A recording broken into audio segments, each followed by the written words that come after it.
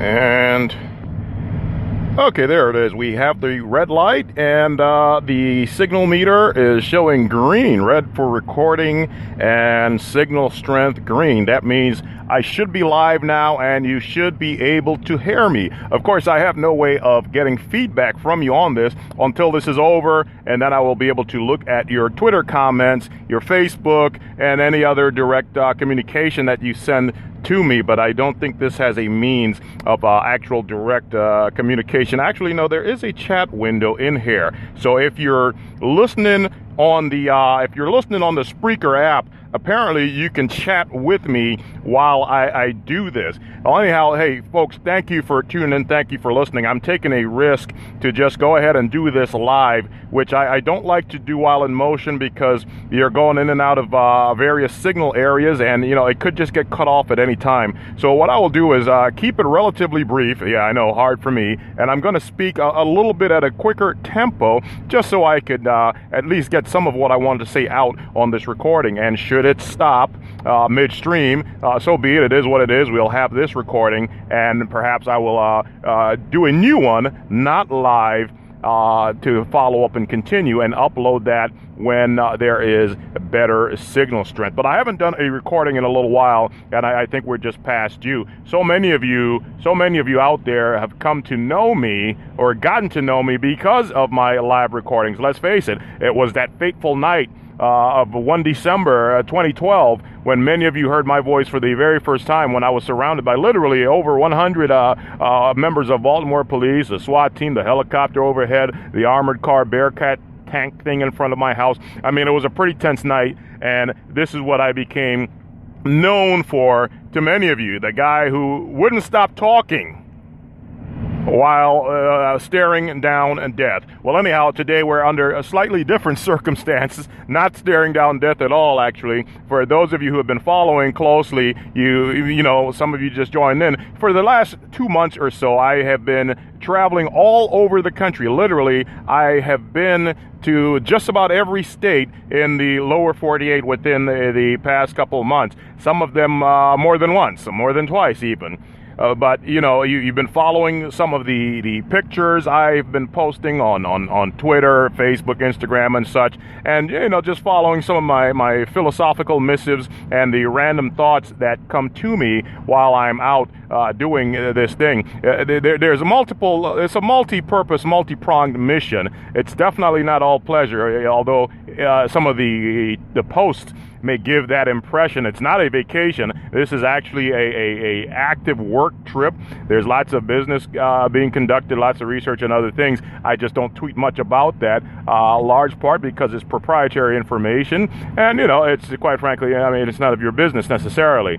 But if you're going to be traveling all over the place, even for work, you have to have time. You have to take some time out for yourself and to enjoy the sights and the scenes of this great, big, beautiful country we have. So that's what you have been privy to as I share my travels with you, as my side trips, my mini side trips, and just my exploring and adventuring. Because after all, I'm an adventurer at heart. Period. Call me what you will, and whatever job title I may have, but I'm a professional adventurer. Always have been, always will be. So anyhow, moving right back to just having some semblance. As I mentioned in the last recording, I've been out for weeks at a time. Got back home a few times here and there for a day or two. And I'm not big into selfies. You look at my pictures, they're almost all landscape shots and everything. So I do these recordings every so often to connect with people. And yeah, it's really me. Anyone can have my phone and just post random stuff and write stuff. But this is your proof here that it's really me. And I'm still out here doing this for the friends and family who haven't seen me physically in so very long at this point, as these travels continue. I hope you've been enjoying some of the pics I've been posting. But what continually strikes me, and I've said it in so many words, sometimes just literally repeating myself, but this truly is a beautiful country that we have. in so many ways. I mean, we are just blessed beyond belief.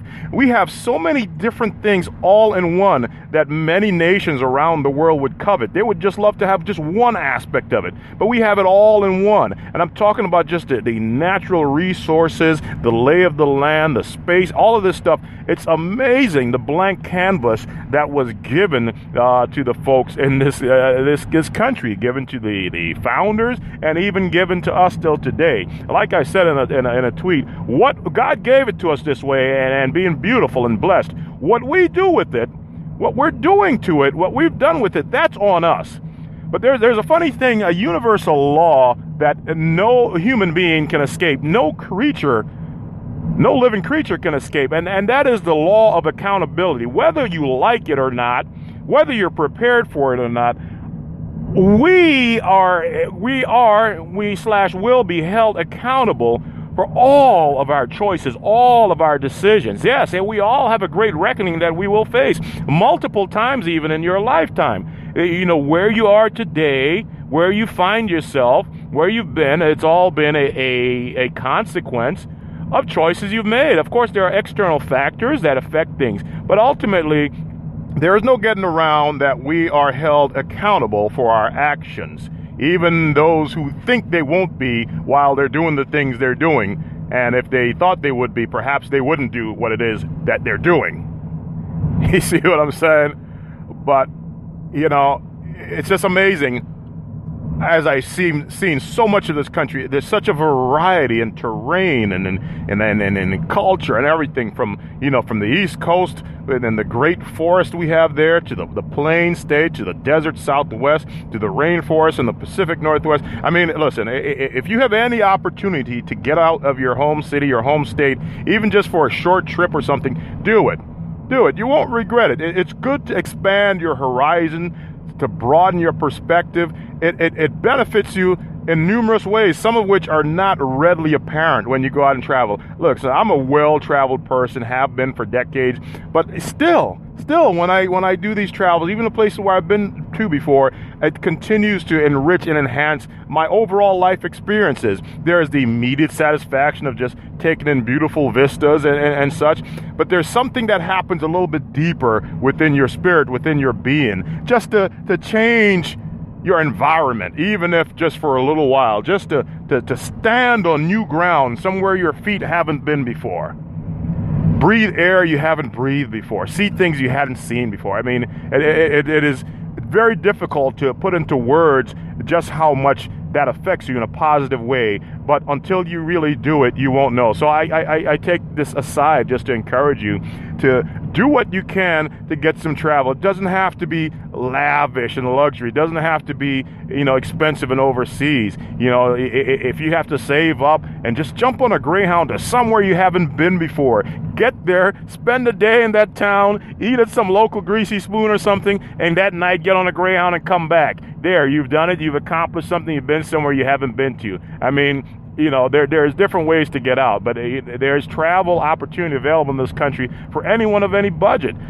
It's all one country. Anywhere else, this much travel, I would have gone through many countries and borders and checkpoints and stuff like that.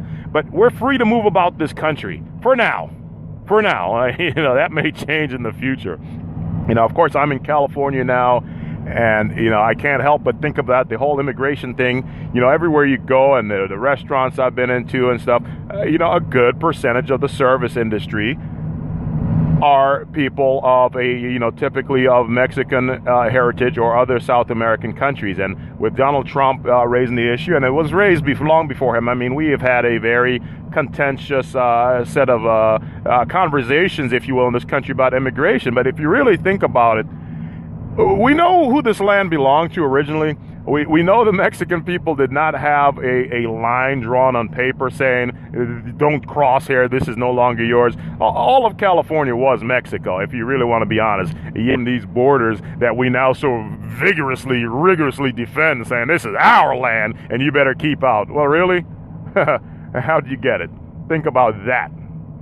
So, let's see. Yeah, it looks like we're still going out. Didn't lose signal yet. That's pretty cool. Hey, looks like we have been recording now for 10 minutes, which is about the upper limit for what I like to keep these podcasts at. Like I said, I am talking fast, so make sure it got out before we drop signal, which happens a lot when you're in these remote areas, and particularly when you're not stationary. So thank you for tuning in. Thank you for following me on Twitter, Facebook, what have you. Thanks for your feedback and your comments. The journey continues. I'm on my barnstorming tour of North America. James, the hashtag barnstorming, it's the hashtag James's American Journey. And coming to you live from the controls of the Millennium Voyager, I'm James MacArthur.